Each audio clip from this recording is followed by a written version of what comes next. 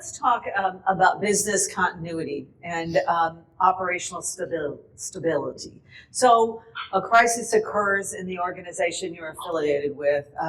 One of the biggest concerns is ensuring that the business goes on and that you're still providing a TSR for your shareholders. So what's the role of tabletop exercises, and how should the board be involved? Well, I can jump in on that.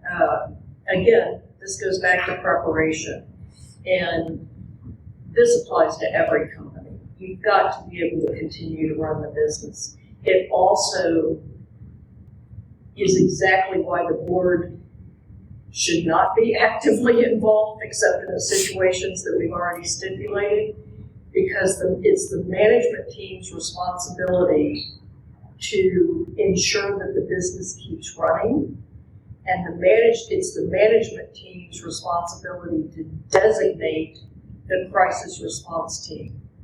Now, depending on the company, that may not involve the CEO running the crisis response. In fact, in most companies, it shouldn't be the CEO, and that runs counter to a lot of people's thinking on this. The CEO is involved, but often, depending on the type of crisis that it is, there are other people that are better prepared to manage the actual response. It's the CEO's job to keep the board informed. And I can tell you from my own personal experience, it's the same situation I was mentioning before. Our head of operations and I were responsible every morning to provide a report and to brief our CEO on what was going on. This went on for 6 months. And we gave him a report every day, and it was his responsibility to make sure that the board was informed of any updates that needed to be provided. And it wasn't, as time went on, he wasn't providing daily updates to the board. But we had an entire team of people. We had a room designated, and we had a complete entire team of people, plus outside advisors that would come in and help. You need lots of arms and legs to keep something like that going while everybody else is running the company. I appreciate that answer, Frances. One of the things I was engaged in with a board I serve on was we brought in outside experts. And I really found that very helpful as a board member to be educated before something occurred. And so, Dale, tell us, when are you engaged from a board perspective? Yes, ma'am. So I'll dovetail off of what was just said and then give a little bit of a gritty execution, if you will. Number one, I agree. The board's role is to ask when and how the C-suite management team are preparing for crisis. When I say when and how, to your point, how many times do they review insurance? How many times do they review their vendor network to solve those big muscle movement threats that I described in the first place? If there has been an actual crisis in the last 5 to 10 years, the board should ask to review the utilization of their resiliency playbook and the outcomes. And most importantly, they should ask for the lessons learned and then follow up and ask the management team, have you implemented the appropriate changes? So it really is governance and oversight in trying to force the management team to make sure they truly are prepared. They've addressed gaps between insurance and actual capability. And the other thing I would ask every board member I deal with is when you think about these resiliency playbooks, large companies bring in EY, Deloitte, Bain, McKinsey, whoever it might be, and they build 150 to 200, 300 page resiliency playbooks. When I walk into a board, I've briefed 7 boards in the last 9 weeks because of everything going on in the world. If I was a board member, I would simply ask, in the last 2 or 3 crises you might have, was the 200 to 300 page resiliency playbook actually used? Did the management team get it out, review it, and execute it, or not? What I would tell you is the gritty reality is it is worthy of the exercise of building those kinds of templates and playbooks. But the reality is if you cannot boil your 300-page document from Deloitte down to about 10 pages that says, here is the scenario, here is who you call, here are your assets, and this is the CFO's role, the COO's role, the COO's role, the HR director's role, the CISO's role. This is the team and where they sit and how we're going to execute. If you cannot take that very large complicated document and boil it down to about 10 PowerPoint slides, that is the gritty governance that you should be looking for as a board member to make sure that the management team is truly taking this serious. They are prepared and they are learning lessons after each crisis, so they are prepared. Great. Will, would you add anything to that?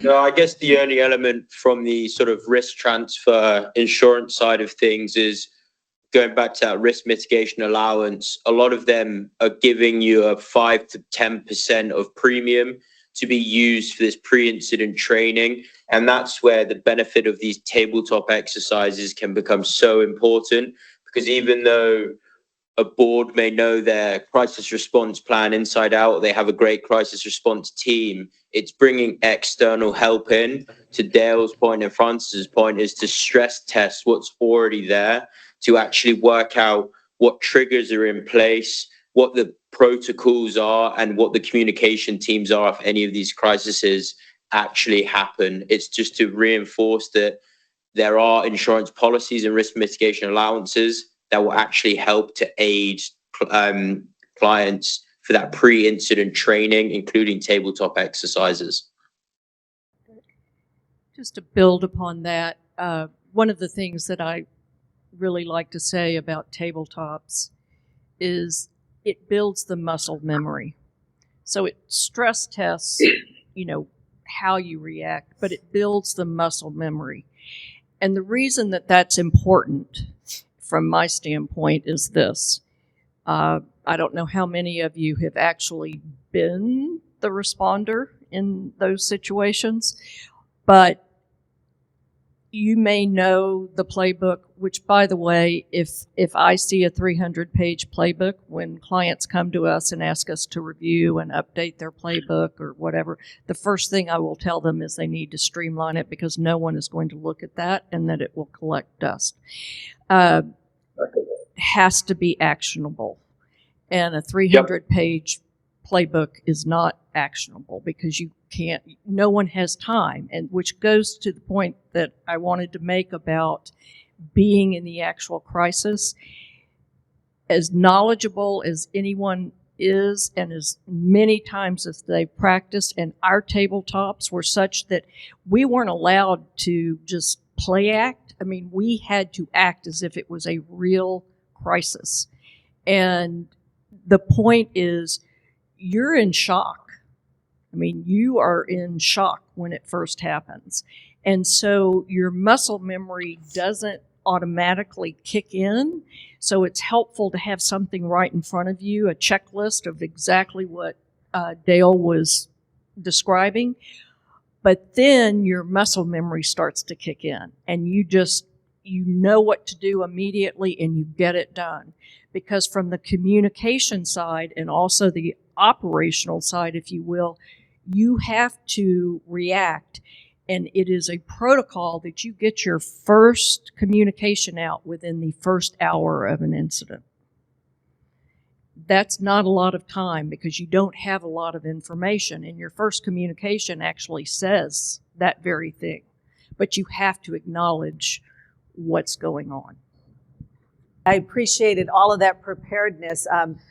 In my professional experience, I ran hospitals, and everybody had to know the details at any moment. Some of you from Houston might recall when the Texas Medical Center flooded. We had a hospital down there at Herman Hospital and had to evacuate the hospital. Everyone had to know exactly what role they played and what they were to do to ensure patients were safe, people were safe. In Austin, we had a shooting. It was about 4 years ago on 6th Street. 6 patients come running in with gunshot wounds, and the team had to know what's our emergency management plan. And they were able to execute it with precision, and you don't have time to pull out a 300-page document. You just will never have that kind of time. And so the preparedness and ensuring that your management team knows what actions need to happen and when. One of the things Francis said I will highlight, because I really, my experience with some of those, what we would call major events in the community, the communication had to be extremely clear to the media, because the media lines up everywhere and they're all trying to get a piece of the story. And so we had one person that would do our external communication in all of those situations. And that was the only person who talked to the media, because we didn't want anything misinterpreted or exaggerated. And we wanted to make certain that the community understood that we had complete control and management of the situation. And our overall goal was to ensure patient safety. So very important. And I'll add, in addition to the one spokesperson, you need to have one designated attorney attached to that spokesperson's hip. And that's how you're able to gain the speed.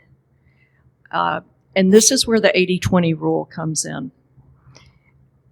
And this is the hardest thing in the world for boards and also C-suites to deal with. In the early days of a crisis, everyone wants to approve the statements, and you cannot do that. That's why boards should not be interfering. It's why a good CEO will designate the crisis response team and let them go with it. And that's where you have to go with the 80% rule to get these statements out, but you have to have the attorney with them to make sure that the statements are not saying something that they shouldn't say.